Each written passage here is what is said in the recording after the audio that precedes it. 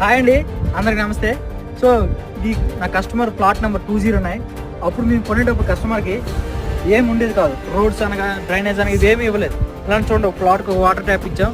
And roads చూడండి, CC roads ఎంత నీట్గా చేసాం. And electrical poles, LED lights ఇవన్నీ కూడా ఇవాళ కస్టమర్స్ అనేవారు మంచి రిటర్న్స్ పొందడం జరుగుతుంది.